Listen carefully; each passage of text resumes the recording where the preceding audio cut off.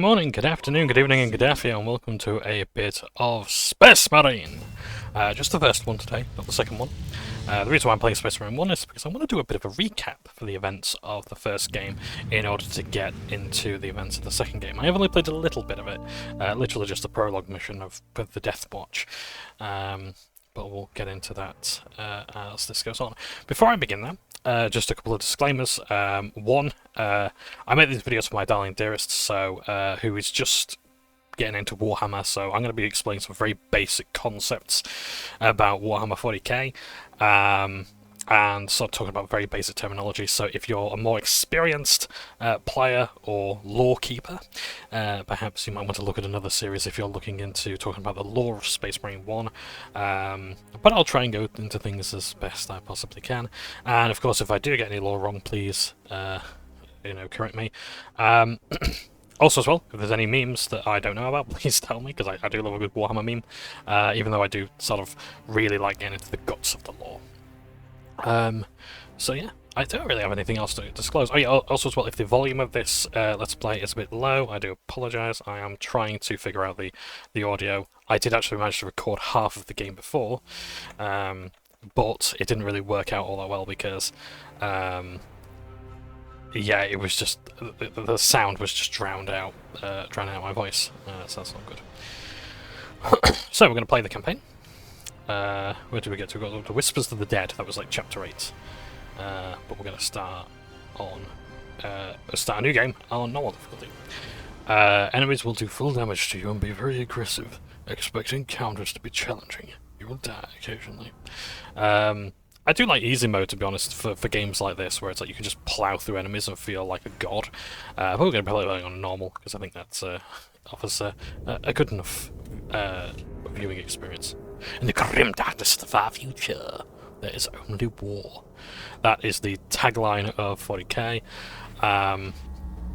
It used to be like, you will not be forgotten, in like the days of Warhammer 40k Rogue Trader.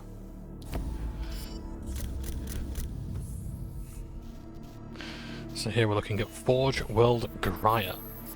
So, different worlds in the Imperium of Man, the Human Empire. Different things have different designations. This is a Forge world, so these are the forgers of the Imperium. An entire planet is dedicated to the production of, in this case, machines, such as this Warlord class Titan, which, if you haven't yet seen, we will get to see ourselves.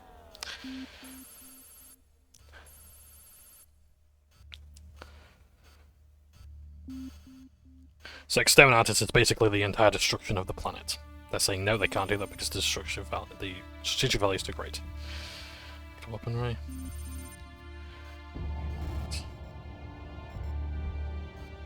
Between 5 and 37 days because of warp travel. That's the space magic. Twisting, like folding time and whatnot to travel through it. And basically going through hell. So now we're summoning the Adeptus Astartes Ultra. The Ultramarines, Space Marines. And we'll talk all about what the different Space Marine chapters are. Yeah, the Thousand Sons of the Thousand Sons. Well, the original Thousand Sons, I guess. Well, no, Thousand Sons are in a different chapter of Space Marines. Never mind. While this is going on, I might as well explain what the Ultramarines are. The Ultramarines are a chapter of Space Marines, the elite forces, or some of the elite forces of the Imperium of Man. Chapters consist of 1,000 Space Marines. And if you have more than 1,000 Space Marines to do a chapter, you have to make what's called a successor chapter in another founding.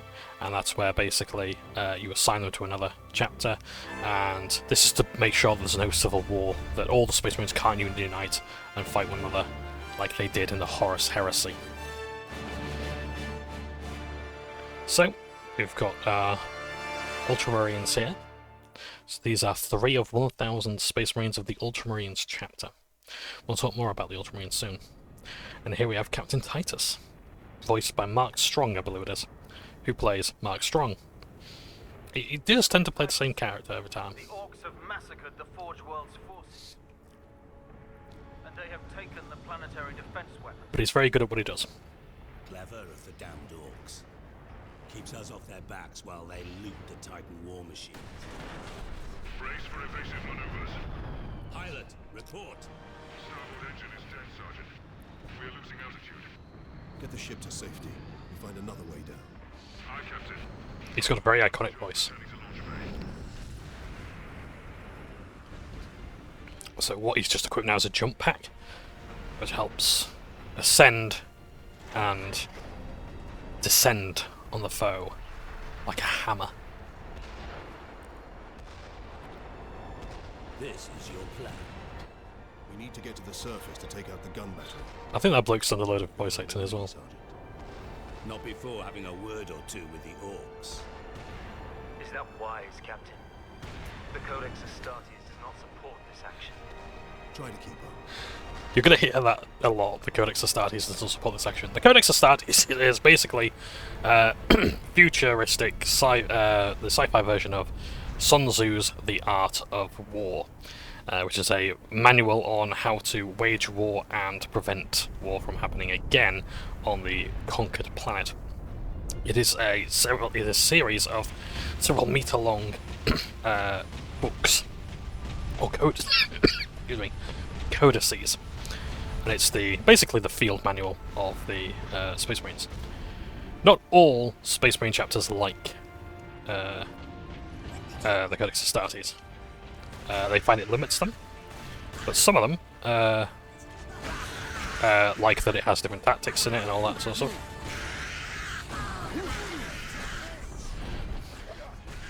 So what we're doing now is we're fighting grots or stotlings. Or Gretchen rather, I don't think these are stotlings. I think stotlings are even smaller, and these are orcs. And these are particularly chopper boys. Boys with a Z, as is correct.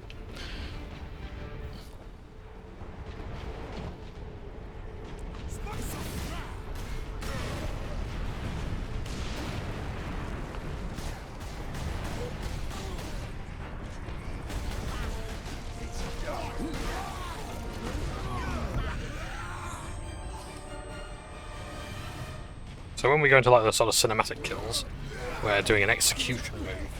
What that does is that restores the red bar. The yellow bar is our shield.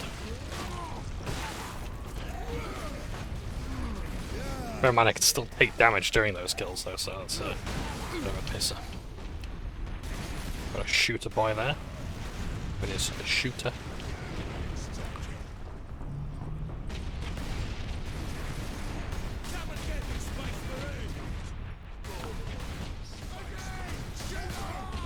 And what we're firing here is a bolt pistol. Humble bolt pistol. Like all bolt weapons, fires a self-propelled rocket. You pull the trigger and it launches a rocket that will explode as soon as it makes contact and penetrates the flesh or armor. And that there looks like a war boss. Oh.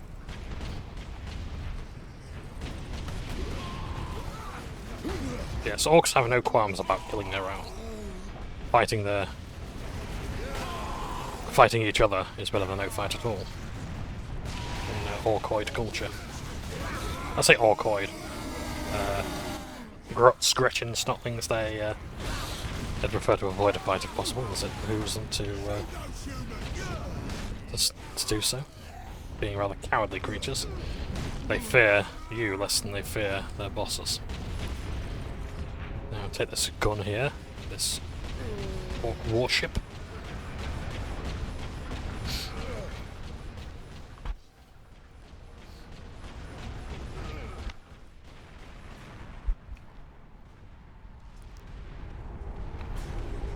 Now, he could stop firing, but where's the fun in that? That's part of the understanding of orcs. That's logic, that is. It's illogical to not stop firing. I do like in one of the books where, like, a spaceship has only one button, and that's go. Why would there be a stop button?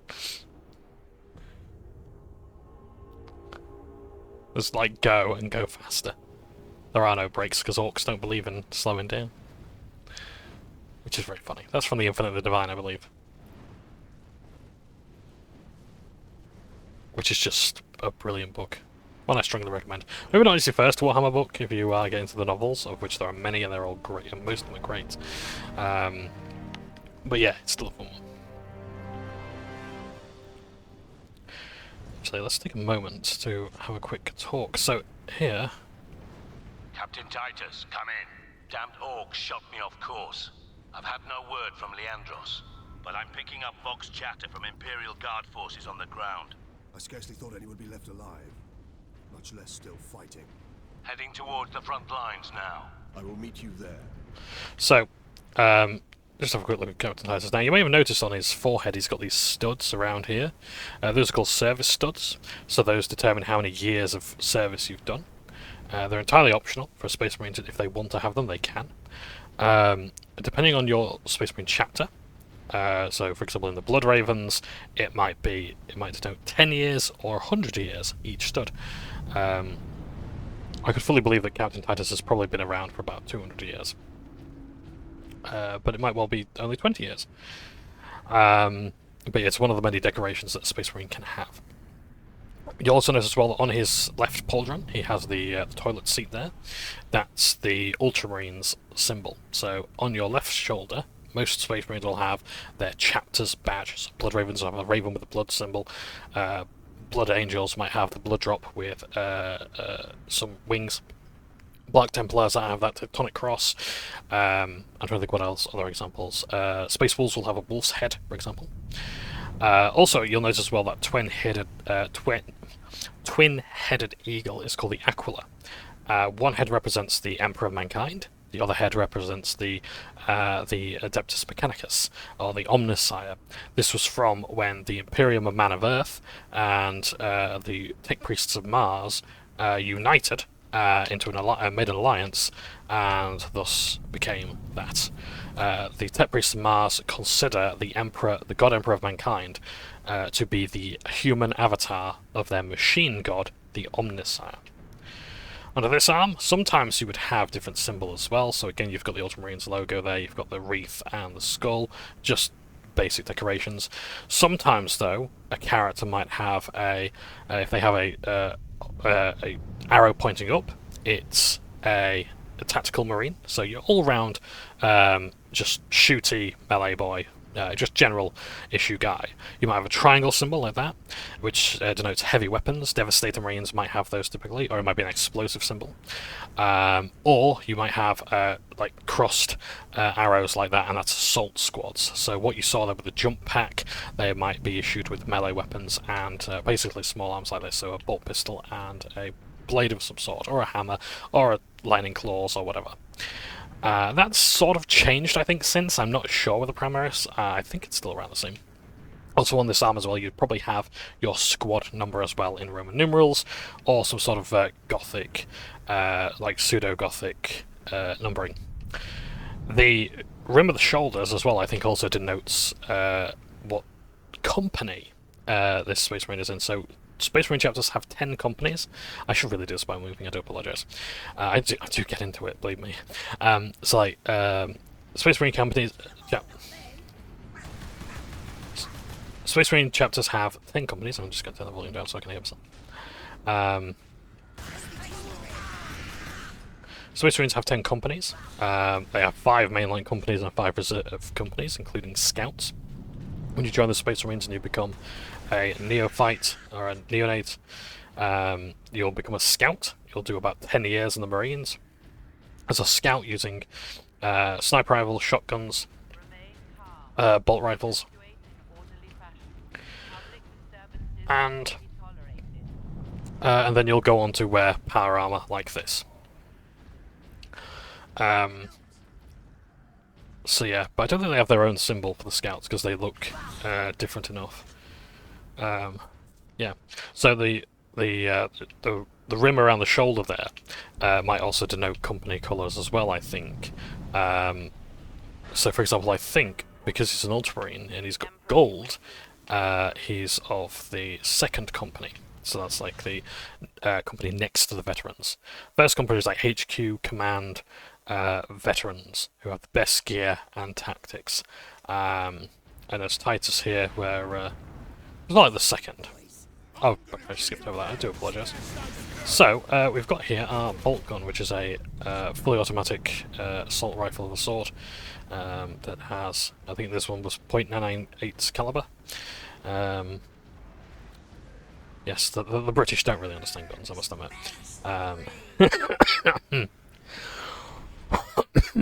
Excuse me. It wasn't that funny, I apologise. And yeah, it's a very good weapon with explosive rounds that explode as soon as they penetrate flesh or armour.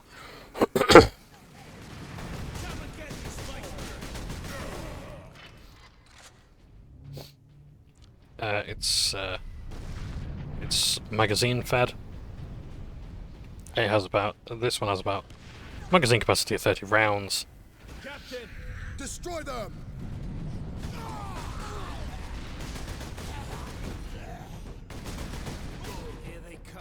And although it's not particularly powerful, as you can see here, bear in mind, of course, like the video game and the tabletop and the novels all have very different ideas as to how to depict the weapons and armour and armaments. We are fighting some of the toughest Xenos, like these ones, like the Orcs here, were built for war. These are, believe it or not, the devolved version of something called the Krog, who were like meant to fight the gods of this world that are long dead or missing. So yeah. So it takes a lot of work to bring these down.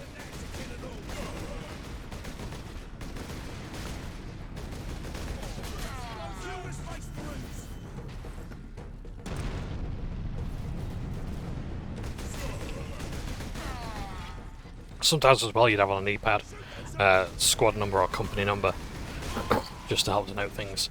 You might also have personal heraldry, like you might have your own family shield or something to honour the chapter or your former life before you were inducted into Space Marines. Now we haven't actually seen an ordinary sized human here yet, but we are actually larger, tougher, stronger than ordinary humans. We are what's called post-human.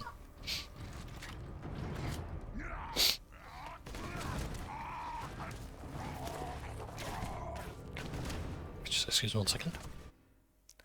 Yes, thank God we are actually recording. Are you wounded? The Codex Astartes warns against using jump packs to leap blindly into enemy fire, and for good reason. Your days as a novice are behind you. Why do you still interpret the Codex so narrowly? I looked at its rules for guidance. We all do. But there are also benefits to thinking for yourself. There is.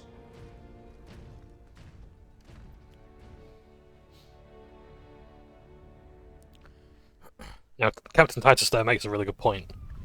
Enemy sighted.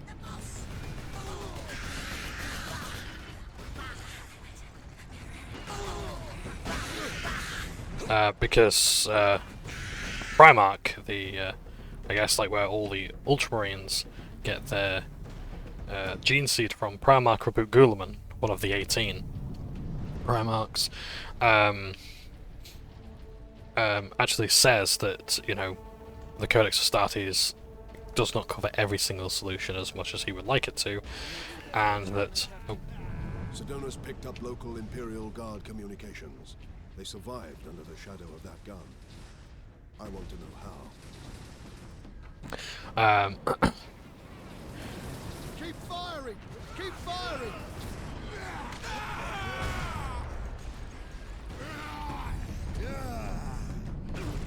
It can't cover every situation, and that you should adapt accordingly. But Leandros there actually has some good points about how, yes, actually, the Codex is important, especially to the Ultramarines. Their gene father had essentially written it, and to go against that might actually be considered an offence. Some Space Marines, especially the more puritanical ones, because to go against the Codex might be considered going against their father's wishes and their father's teachings.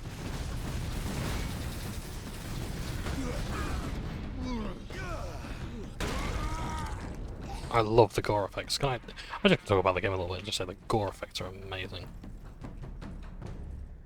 They really have outdone themselves with this. This is the anniversary edition, by the way. I'll have to put that in the description or in the title.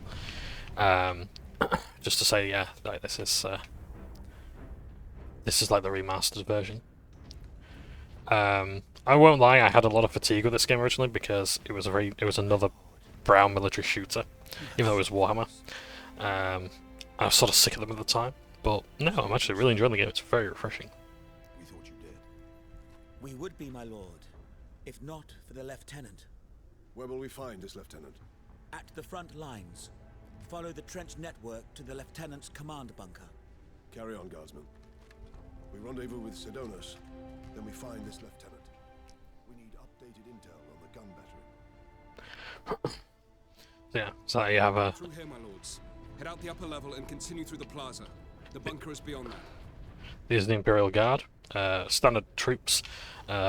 Not the worst equipped soldiers in the Imperium, believe it or not. You've got like the PDF below them, which is the Planetary Defense Forces. That come standard. These are the guys like that you send in the ships and whatnot, and they have a much better understanding of tactics and weapons. Like, yeah, their armor isn't great and whatnot, but this is one of the cool and grimdark things about Warhammer 40k, is that human life is cheaper than weapons. Comrade Commissar, why are we using potatoes? Because potatoes are a lot more valuable than grenades. A lot less valuable than grenades. Grenades are a lot more valuable than you. That's how they do it. It's very Stalingrad, very human wave sort of tactics. Get off! My legs. I can't feel my legs. I got to see a space marine before the end. So yeah.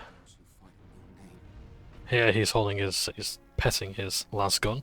The las gun, or laser gun, I've always had it las gun, has a 150 round magazine. It fires lasers that punch basically like a 50 caliber on a human. Bear in mind, it is a laser weapon. Just because you're seeing it against orcs does not mean, or a heretic Astartes or anything like that. It doesn't necessarily mean that it's a bad weapon. It is quite simply just a case of, look, you're fighting you're seeing the strongest Astartes. I'm in position at a broken monument near the guard lines. But yeah, more equipment is valuable. Equipment is more valuable than human life.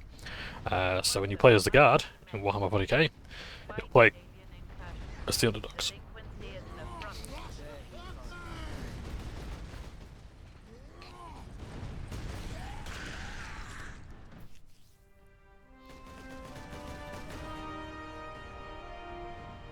Sergeant, I see you found something to keep you busy. Worry not, Captain. I've saved some orcs for you. You'll notice as well he's firing from the hip. Orcs have got that gun well defended, no mistake. But typical orc behavior would be to dismantle or destroy the gun. And certainly not use it to keep our forces at bay. There's a strategy behind it. Their leader is no fool. This day is getting interesting. I may have encountered the orc during our jump to the surface. That was the orc ship I saw crash near here, I take it. Did he survive? If the horde hasn't turned on itself, it's still under his control. So, yeah, when you play the Imperial Guard, you're playing as the underdog. You're very much, it's not a case of like every mini as a character. Yes, thank you, Sergeant. Oh yeah, so the Space Marine's firing from the hip. Here I'm raising it to my eye, and yes, we've got the iron sights there, vaguely. But when Space Marines fire through their helmets, they actually have an interface with their weapon. So they don't need to actually aim. They can basically fire without looking down the sights, and they can actually see accurately. They're also very well trained. They have great sensors and all sorts of abilities. Not to mention as well, they are shock troopers. At least that's how they originally were when the Space Marine chapters were the 18 legions. Here we've got the skull here and the cybernetics. That's the skull of the Adeptus Mechanicus. Notice as well how you've got the bladed cog there. And also as well you've got Scutarii axe. You've got like that cog there and the vice, as well as that there. That's meant to be like an axe for the tech priests of Mars. Scan complete. Adeptus Astartes. Weapons authorization confirmed. And here we have the chainsword. The Mark 11 Hell's Teeth. I love that Hell's Teeth. Chainsword is the close combat weapon of choice among the Space Marines, combining terrifying power and great speed. It is basically a different version of the combat knife.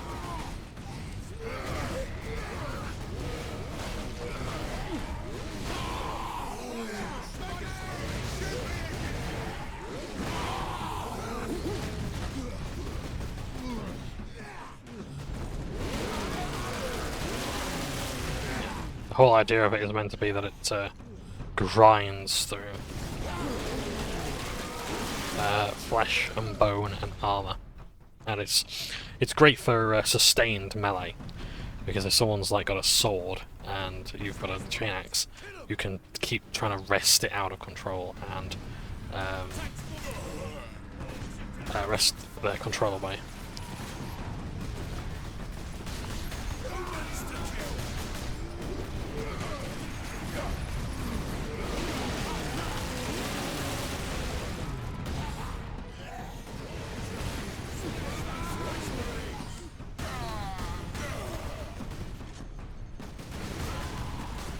Last time I do like some of the orc designs here, like these ones in particular remind me of the Inquisitor short film.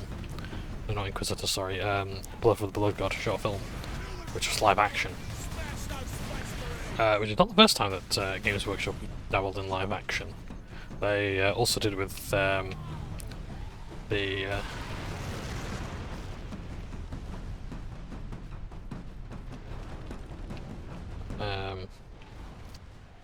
video game Epic 40,000 Final Liberation. Space Marine and Dawn of War are considered like the most iconic and memorable and recommended. Target that squig!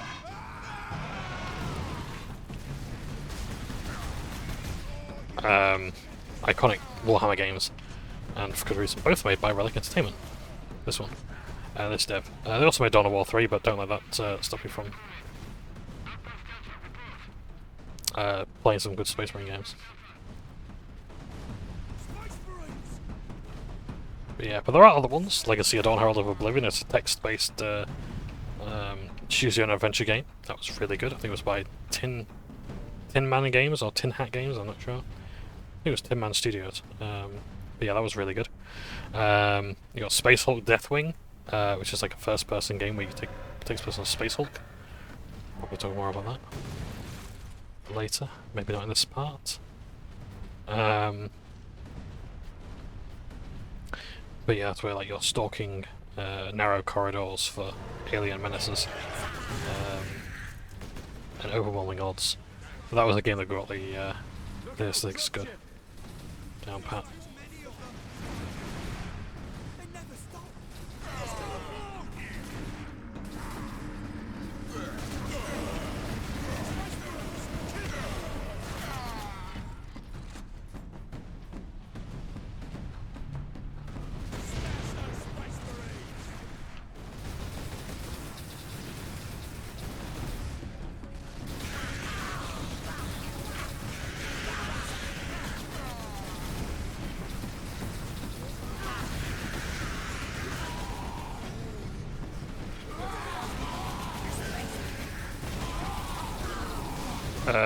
Yeah, it's just a shame that like the game had a disastrous launch, for, like a year, and they had to, even when they really re-released it, it didn't do anything for the.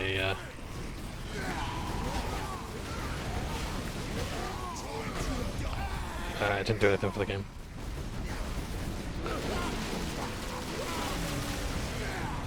Dark Tide is good. I've played that a little bit on my channel. That's a good game. It's good for a bit. I think it does need. Oh dear. See, these are orcs. Ship incoming. They're very good shooters.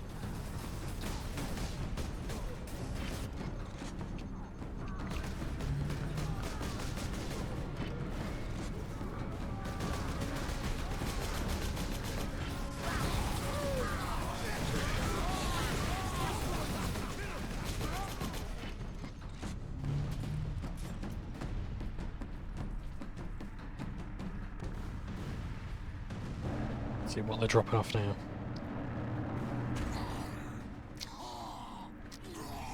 No, I kid you not. This, I think, might be called a knob.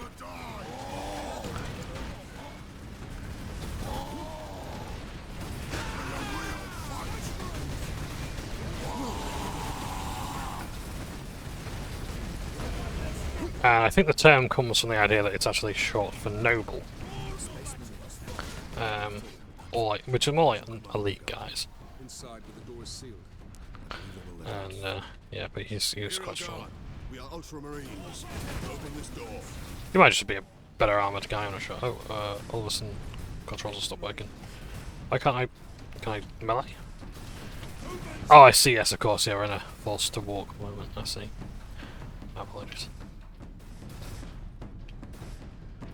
So yeah. Another horde of the greenskins are headed here from the south. Damn Gretchen stuck a knife in Saul's throat. So he likes it. Yes. There's an interesting thing as well about how the Space Marines cannot be commanded by the Astra Militarum or the Imperial Guard, and vice versa, but they can liaise with one another. And if Astartes are called to a battle where the Astra Militarum are fighting first, they tend to defer to them if their judgment is sound.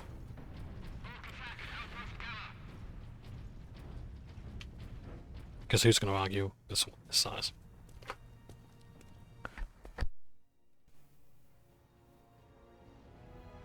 Thank the Emperor. Second Lieutenant Mira, 203rd Cadian Regiment. Captain Titus of the Ultramarines. You are in command. I'm all that's left, my lord. Unless my commanders rise from the grave. So far, they seem content to stay put. Lieutenant, the scouts have returned to forward base. How many? 2. Damn. I sent out 10. That damn gun. We don't have the numbers to make an assault. And as you might have seen, it's shooting down all our support vessels. That is why we are here. Leave the gun to us. Come with me, then. I should warn you, my lords. We've got a slight orc problem down here. That's the first human lady we've actually seen in a Warhammer video game. Oh, there wasn't Codex Astartes. So, this is quite a... not a big leap of representation as such, but it was... Genetic scan complete. it did count for something. Astartes. Access authorized. It was Lenkaminsk, who was like the... it was like another, I don't know, iconic Cadian character. What do you know of the Titans on this planet? Only that our troops were sent to guard the Titan So, yeah. Invictus at Manufactorum Ajakis. But that was 2 weeks ago, and we've lost contact with them. We need to reach that Titan. Your fastest route is across the rail bridge behind the gun complex. It leads directly to the western gates of the Manufactorum. Let's see, what other Warhammer games were there? Eisenhorn Xenos was not a good game, but it's based on a novel, which is good. Mark Strong, Captain Titus. Sorry, I was talking over this game. What's the bloody field manual? The Forge World, there's no bloody tech priest in sight.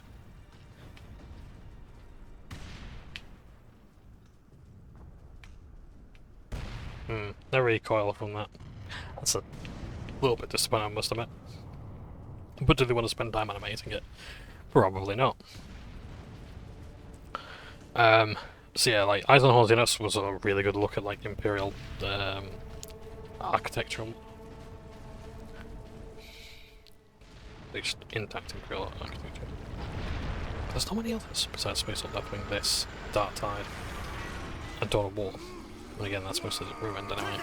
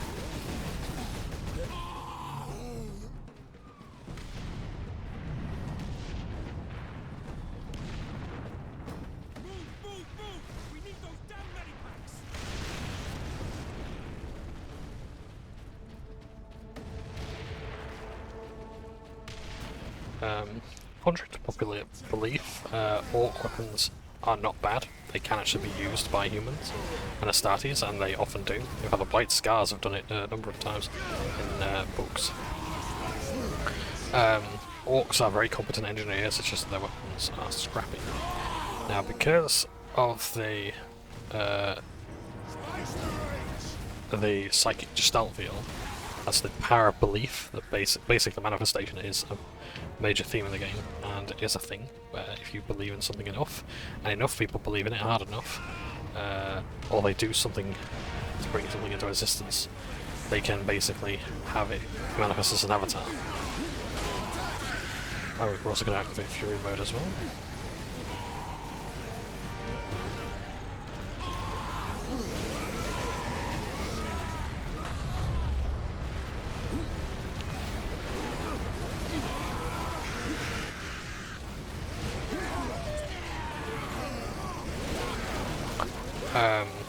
Yeah, so like basically orcs believe that for example like red ones go faster, therefore they go faster. And it's such a ingrained belief in their culture that that's just how it is. So the idea like if an orc believes their weapon will work, it will work. It's not entirely true. The weapon still has to actually have ammunition, it has to have some functions. It's just that that's the... Think of it like when you oil a gun. You know, it's the... it's like the gun already works, but like the psychic belief is the lubricant that makes it work better.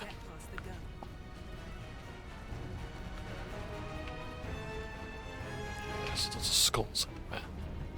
I do like the stonework. It's nice. So yeah. It's like orc vehicles, orc weapons, all that stuff works fine. Their mech boys are very competent engineers. It's just that they don't particularly look it. But yeah. Weapons authorization confirmed. Access granted. Stalker bolter. This modified bolter, equipped with a targeter and high accuracy shells, is able to fell enemies from great distances. The stock bolter functions equally as well as a precision battle rifle or a sniper rifle. So, as 1 meter zoom, 1 meter zoom, fires like that, single target, so it's single shot.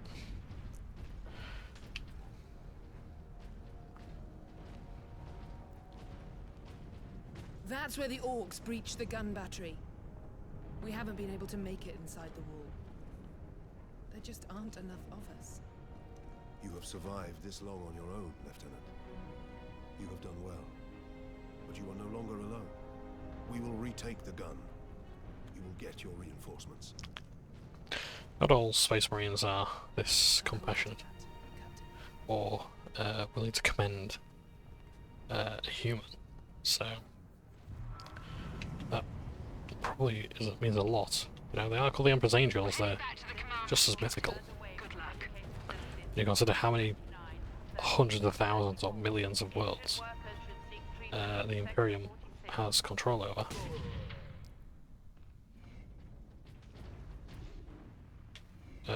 You know, what's 1,000 Space Marines going to look like? And they're not always sent. Yeah, you might only have 3 or 6. You might have a few hundred.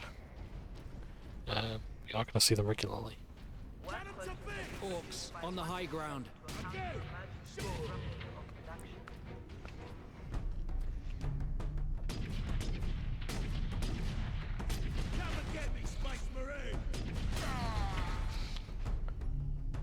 I'm absolutely dire aiming with a controller anymore. Not much better with the keyboard and mouse, to be honest.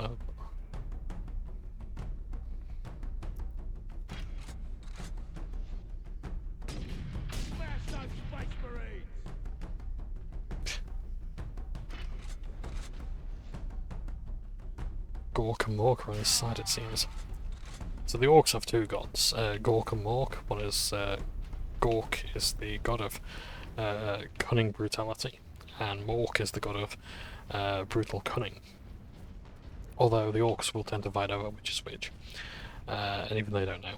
The gods are very indifferent about their people, but all souls do go to Gorkamork, which infuriates the god of blood and skulls and murder and war, Khorne.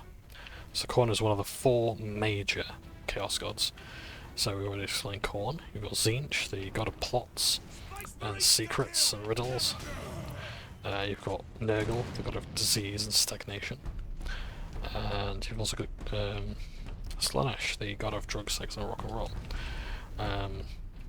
With not enough emphasis on the drugs and rock and roll, in my opinion. Yes. But yeah, there are other chaos gods out there, but they're not as widely known.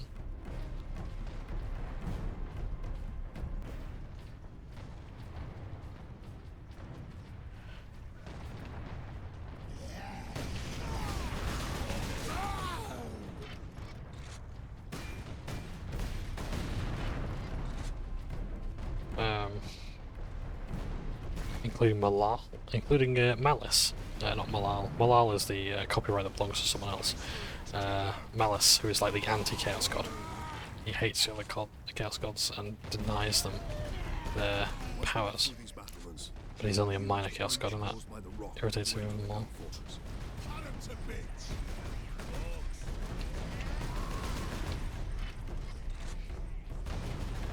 No, that's not the way we're going. Yes, perhaps we'll learn more about chaos later.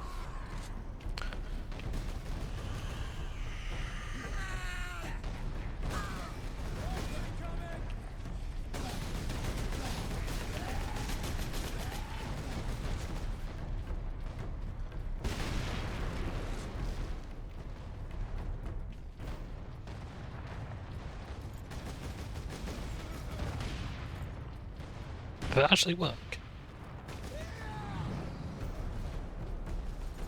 Oh dear. Oh wow, I actually did blow it up.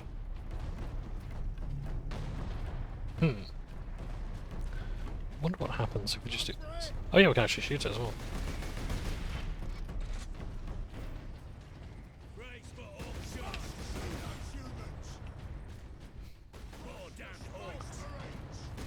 That was quite fun. Yeah, so you can see there, technology is a bit scrappy, but hey, it works. But yeah, all orcs in Orc Society are pretty much born to be something. A lot of them are meant to be commandos, a lot are meant to be weird boys, so they like use magic. Yeah, when I was speaking. There's mech boys who mech things. There's pain boys or pain docs.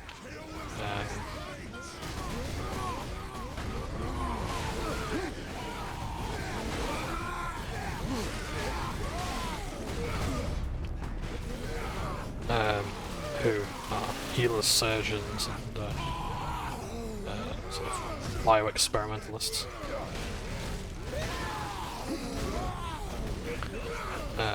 There's like speed freaks, part of the cult of speed. And some are just meant to be boys. Even these sort of slave species of grots and snotlings sometimes accept their lot as much as they dislike it. That's just how they're meant to be. They're just meant to be food and workers. I just hope that they can end up like Makari, Garskull Megaruk Thrackers, banner waver. Captain, assault support pods were dropped in this area. You'll notice as well some of these markings as well. Some of these, like, actually, there is actually like a pictograph showing like orc runes and what they mean. So that might, like, for example, mean like danger ahead. This here looks like the Goths, the Goth clan of orcs. Yes, there is one called Goths. Symbol, and they're the most sadistic of orcs, and they all wear black, unsurprisingly enough. Another jump pack. Let's try it out this time.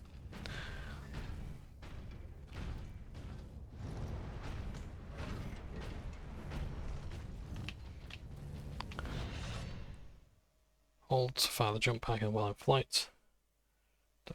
That's the ground. So we can't use. To the high ground, Captain. We will deal with the orcs down here. Can't use too many weapons. We can't use the stalker bolter. Use the bolter. We can use our chainsaw.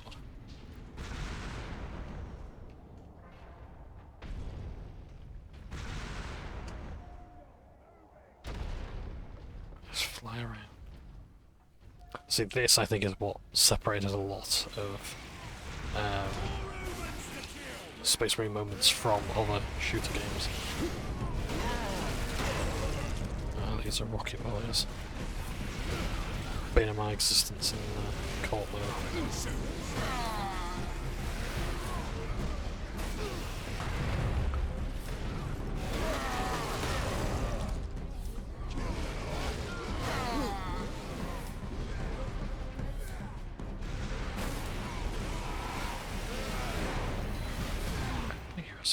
No, I'm not missing a audio log. Hold on, me. So I'm going to focus on the rocket boys here.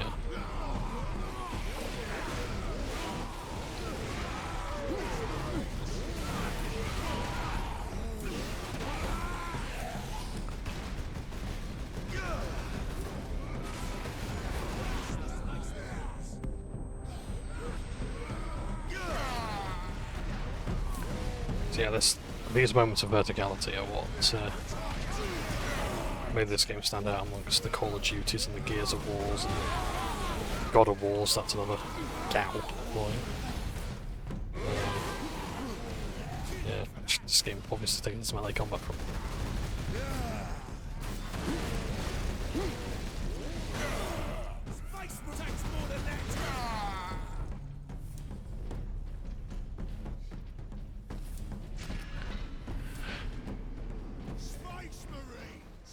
Spice Marines! The spice must flow!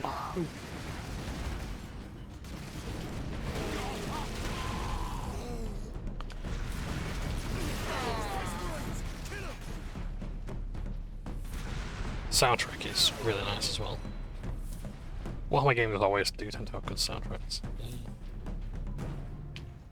Now that symbol there, so the blood axes, the skull and the Orkoi's skull and the twin axes there, there's the blood axes there, orcs that use tactics, their associated colour is red. A lot of orcs have like colour as well as a big thing, like green is the best colour because it's obviously the colour of orcs. That goes without saying. Red ones go faster. But if you paint something red it goes faster because of course it does, makes perfect sense. Anyone who disagrees is illogical.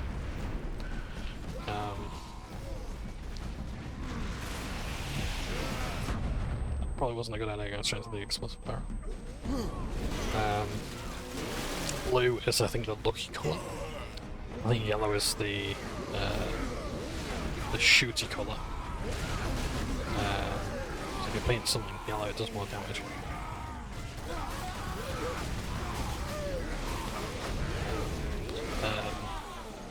Black is stopper. So you take less damage if you paint. It takes less damage if you paint it black. And I think as well as like a joke in the community, like purple is a stealthy colour. Because how can you never seen a purple orc? I don't know if that's actually official, or if it's just a meme. Either way, it's funny. That's like one of the memes I like. I have admittedly used purple in some of my orc commandos. Little schemes. They do love like their checkered flags and yeah, more checkered flags than the race stripes, I think. No room for that jump pack, Captain. That rock delivered the orcs right into the gun fortress. Chapter 3, Belly of the Beast. But how long were we recording? Oh, got plenty of time. We'll keep on going. I don't know, recording for less than an hour. Yeah.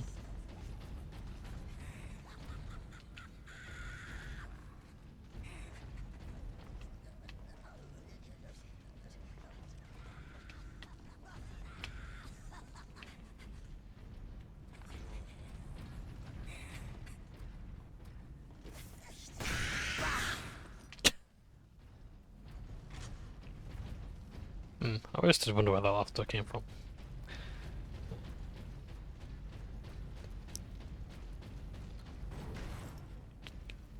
High ground.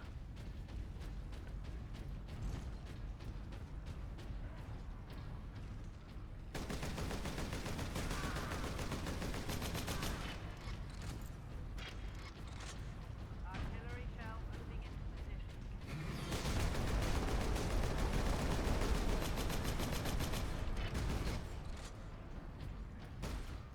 Kill the Space Marines!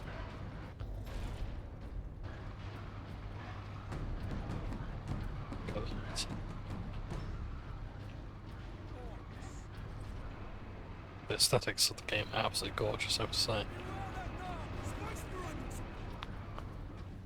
Is there anything through here?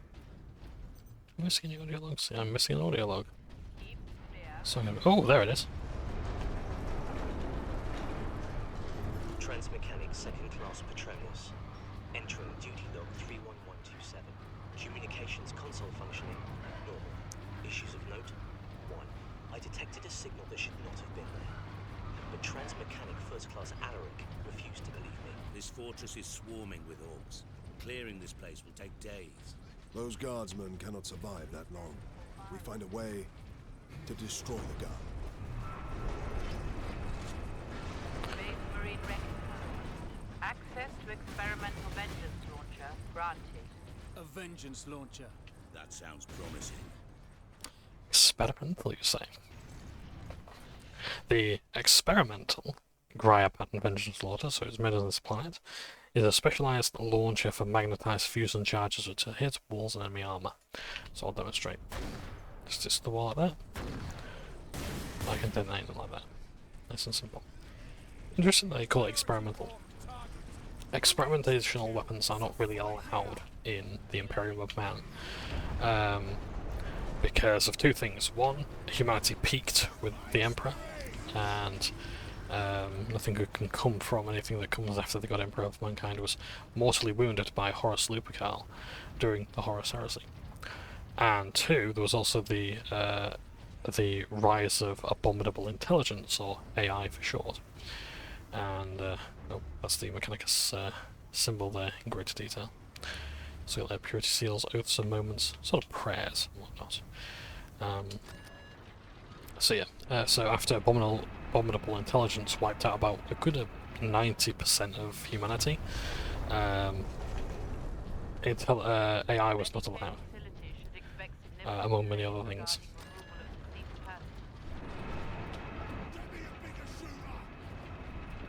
Give me a bigger shooter.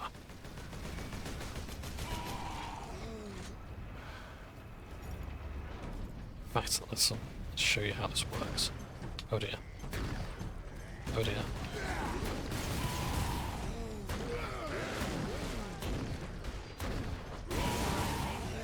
Very powerful. An armory. Sure to be something useful. Yeah, so experimentation is not allowed. At least within reason. If you want to make the last gun better, Melter charges. Put those in the right place, and this whole fortress will come down. We could put the charge on one of the gun shells. Leandros, you do the chapter proud. so yeah, so like you, for example, you could improve the last gun, but can you get it to people in time? Let's say you want to add a new scope, or you want to stabilize it a bit better, or whatever. You have to take that from Mars and put it to all the planets. Can you do that? Not really. Logistics is a massive problem in the Imperium. Remember that we honor the machine god by experience.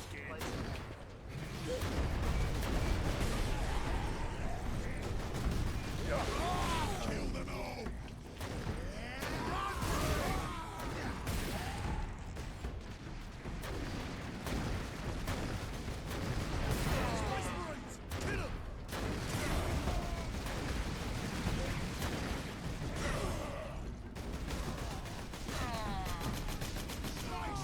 So I'm not entirely sure, like, bear in mind as well that this is before Primaris Marines were a thing, at least known to the Imperium of Man. So innovation was, like, not common, and that's why the Imperium was very stagnant, and a lot of its ideas and technologies were unsustainable. This was back when 40k was a lot more hopeless, and humanity had a lot less optimism than it does now, especially its tone.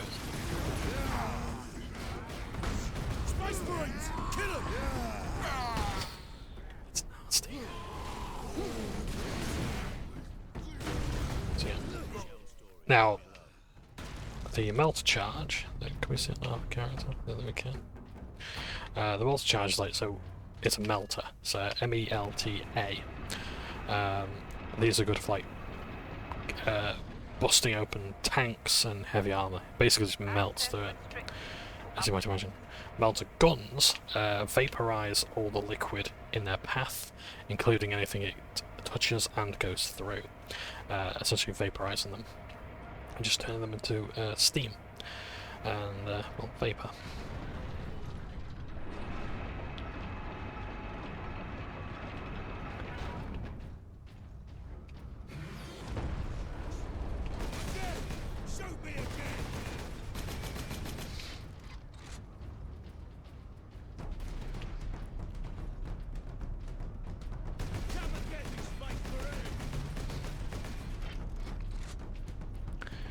About to run short of ammunition.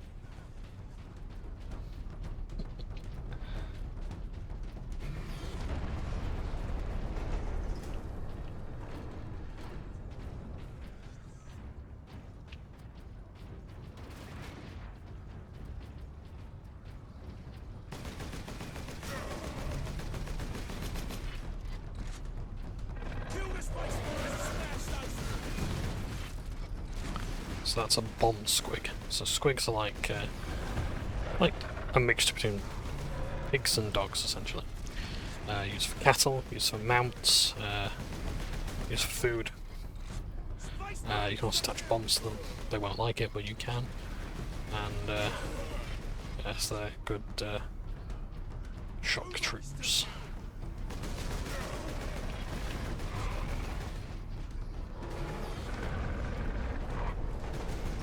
Jump on that ramp. Of course, they also damage friendlies. Yes, those teeth are not for show either. They were a horrible bite.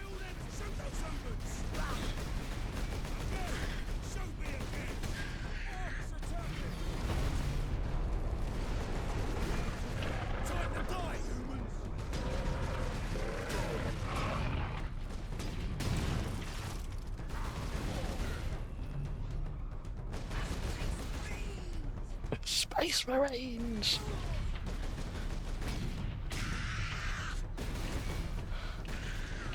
Yeah, they're not important, I think they're just there for centuries. But if I get an achievements for getting 40,000 kills, then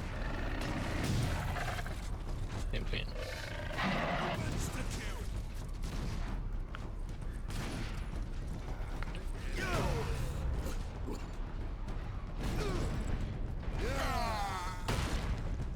So there's a box or a rock covering the way. Oh yes, as well, talk about abominable intelligence. Oh no, I do not like these guys. They frenzy.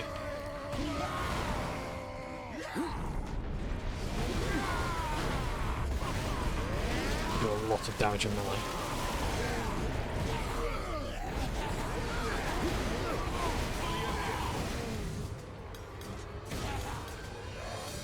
Here, Captain. We need to get the shell into that loader. So, yeah, so instead of abominable intelligence, we actually use the Imperial Man uses human brains. Actually turns people into mindless slaves that have been lobotomized and turned into machines. Because, like, machines that can think of themselves aren't allowed, so it has to be a lobotomized human. A lot of these are criminals or someone who has offended the Adeptus Mechanicus in some way, and some are basically turned into turrets, some are turned into just labourers. But I'm thinking, and sometimes, you know, if you offend the Mechanicus enough, they might even keep you fully conscious for the thing. It's very, I have no mouth, I will scream. So we put the melter charges on one of the gun shells, so that will destroy the gun battery. Destroy the shell and thus the gun battery as well. So, because the orcs have got control of the gun, they're shooting down the ships and reinforcements. If we get rid of the gun, we can allow our ships to get in. This is very un-orky. I mean, big guns aren't, but just the idea of using tactics like this, it ain't orcs style.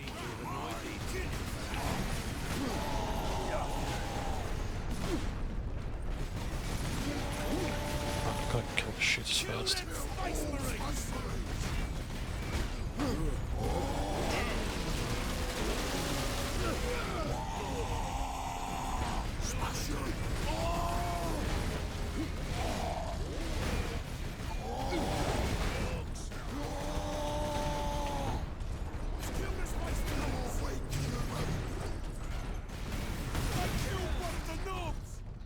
Oh yes. It was indeed a knob. I wouldn't eat a knob at night. Just...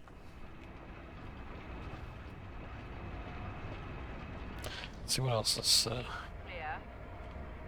This is not a drill. We've also got the Crux Down Artist there as well. So the Crux Down Artist is a skull with a sort of iron cross thing on it.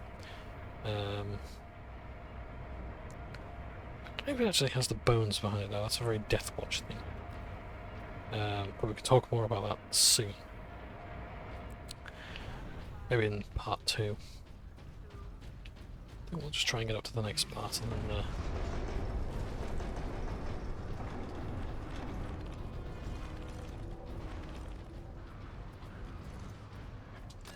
Come on.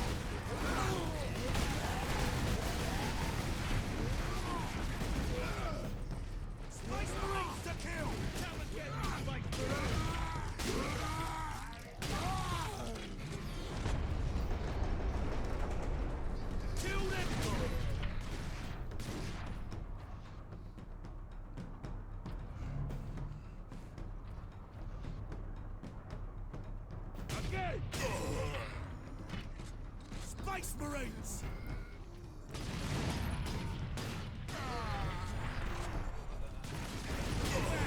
Space Marines!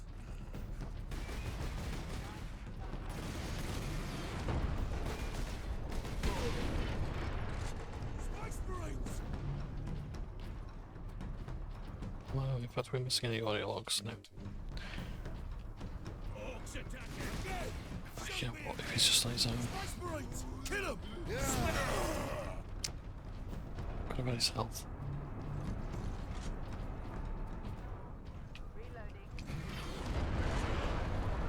Again, if any of my lore is wrong, please feel free to correct me. Yeah. There, a secondary lift. Try to be as accurate as possibly can be. Right. This is the place we've just come from.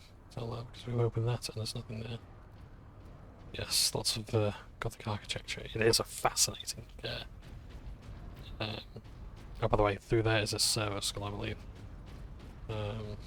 If you haven't already unlocked it.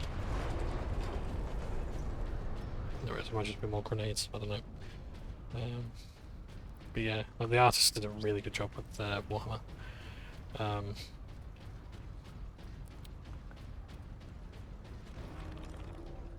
Yeah. I strongly recommend watching all the documentaries by Film Deg Studios. Film Deg Studios, Film Miniatures. Anyway, he does documentaries, and he actually interviews the original creators of Warhammer Fantasy, 40k, the artists, the rules guys, the one of the ladies who does the sculpts. Yeah, talked about Lord of the Rings, the battle game there as well.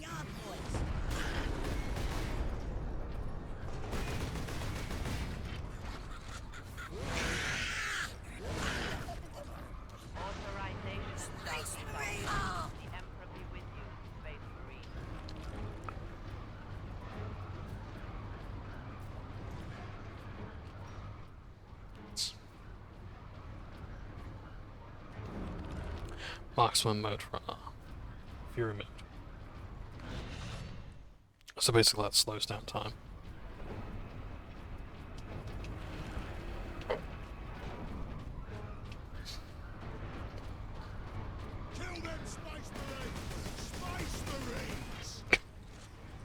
Okay, shall go straight now, so it slows down time. It's basically boo time. What's John Woo's stranglehold?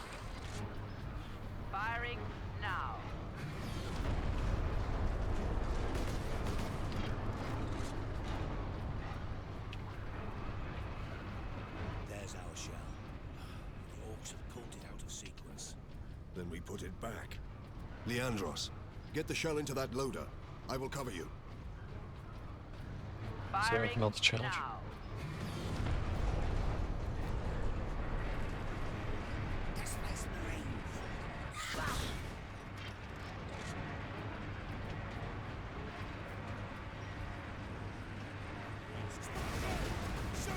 Incoming fire. Yeah, I like the grot Space Marine. But it's no Space Marines. Probably will play Dawn of War on the channel at some stage. I will talk a lot about the Blood Ravens when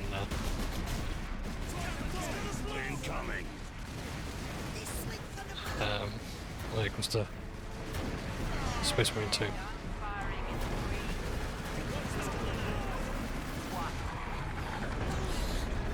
Not good.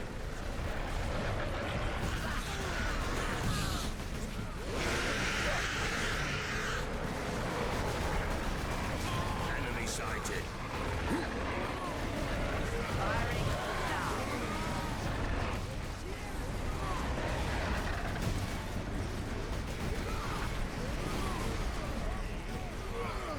Now I can get some more.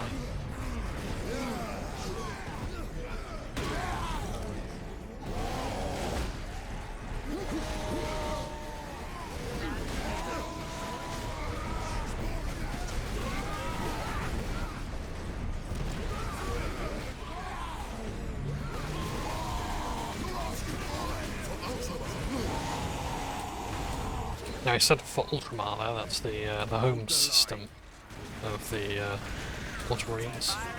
I believe one of their primary planets is the planet of McCrag. Which had its own box sets back in, I want to say, 4th edition.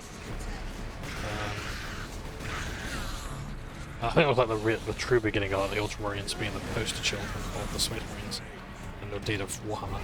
It used to be the Crimson Fists, then the Dark Angels and the Blood Angels, and then the Black Templars.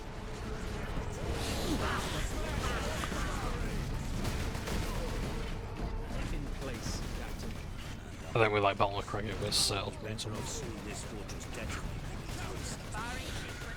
Agreed. Find an exit.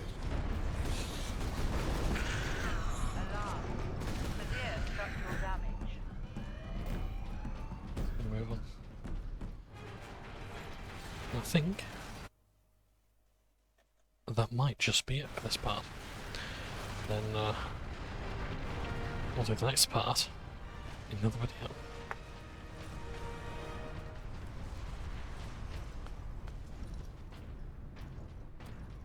In fact, when we get the announcement, Guardsmen will get their supplies now.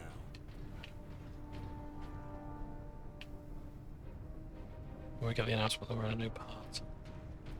Yeah, look at that. It's gorgeous.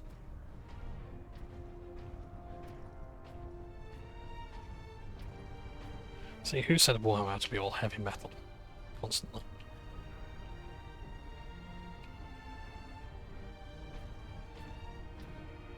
Captain Titus, you are a man of your word, my lord. Thank you.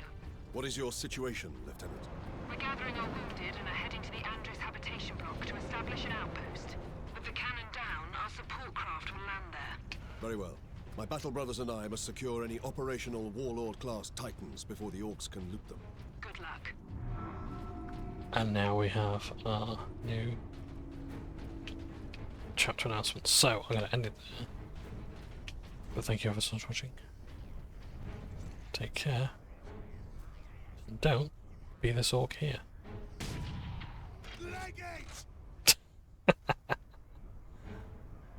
Oh, thank it. Alright, that's me done. But thank you ever so much for watching. Take care. I look forward to seeing you in the next part. It's definitely